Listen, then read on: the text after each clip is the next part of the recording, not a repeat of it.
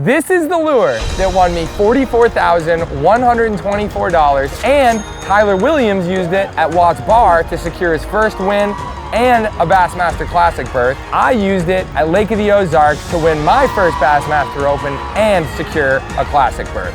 The best part about this lure is how easy it is to use and how effective it is at catching big largemouth bass. This jig flat out catches them. What's so important about the little rubber jig by Greenfish Tackle is the head. The head comes through brush, rocks, hard structure, weeds extremely well.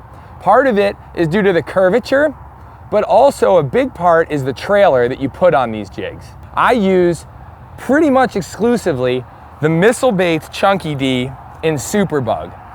The reason I like this color so much is the backside is a dark blue with blue flake, and the front side, depending on which way you rig it, is a green pumpkin with blue flake. So it gives the fish a really unique look at a multi-color presentation when those tails flap in the water, and you can rig it based on how you want that color to show. For example, this jig was the literal jig that I won Lake of the Ozarks with, and I felt like the fish wanted a darker bottom. I would always make sure that the darker side was on the bottom. I don't know if that really mattered. It matters. But in practice, it seemed to get more bites. And whether that was because of the the bait they were feeding on, the crayfish, it could have been that the sunfish were lighter on top. I don't know. Who the hell knows? Another crucial aspect to this jig is the rubber skirt, the living rubber skirt. And that's something that we had gotten away from for a while. It seemed like it was sort of less and less prevalent in the tournament scene the past 5-6 years, or maybe guys just kept it a secret. Shh. But when this jig falls and it's standing upright, that rubber is moving in the water, and you don't have to move that jig at all. When this thing falls into a brush pile, I have the confidence with the Chunky D on the back and the way this greenfish head is, I can throw this directly into a brush pile where those big ones tend to sit and have no problem being able to shake it out or getting a fish out of there. That's the hard part. And that is why this man is a genius. This comes in and out of that brush so well, and when it falls and hits the bottom, I don't have to move it right away. For those finicky largemouth or those bigger fish that want to really take a good look at whatever you're presenting to them, this rubber is able to move on its own with the current. You can flick it a little bit if there's not a lot of water movement, but naturally this rubber is going to flare and slowly kind of maneuver around in the water, and that's a big part of why this jig is so successful. Another massive piece to this puzzle of catching bass across the country and being somewhat consistent across the country is forward-facing sonar.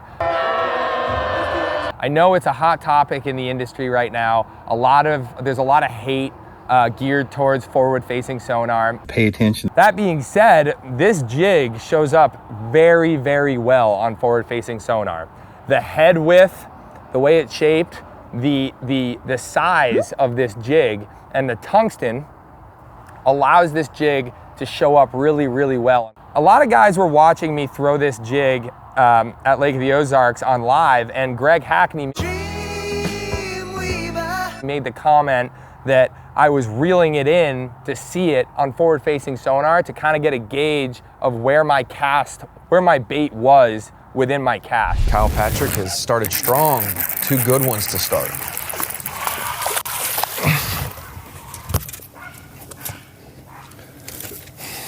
That'll keep, I think.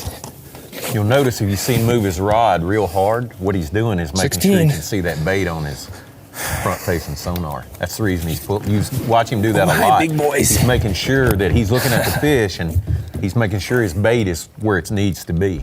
Because when you're dragging this on the bottom, I don't care what bait you're using, it is extremely challenging to see your bait on forward-facing sonar amongst the rocks and the mud.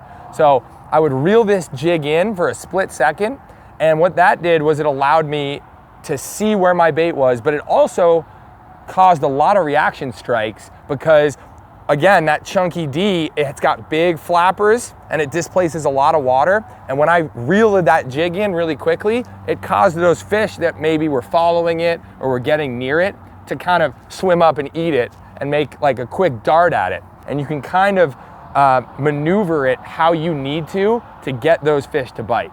Last but not least, something that a lot of guys care a lot about but sometimes overlook is the hook on a jig. I think a lot of guys fall into the trap of feeling like they need a big bulky hook on a jig. You see a lot of guys throwing like a super heavy duty hook, and that's important in some cases, but the guys at Greenfish have created, in my opinion, a jig that you don't even really need to set the hook that hard with. The weed guard, it's hard enough to where you're gonna come through that brush, but it's soft enough and the hook is thin enough to where you really don't need to like wench on them and really hit them too hard. That hook, the thin profile of it, it's the perfect diameter and strength between like a heavy duty flipping hook and like a lighter wire, like drop shot hook. It kind of has that perfect middle ground to where it really penetrates that fish's mouth well, but it's also strong to where I have no problem feeling like I can boat flip a 5 or 6 pounder on it. If you guys want to give this technique a try, links in the description below. Later.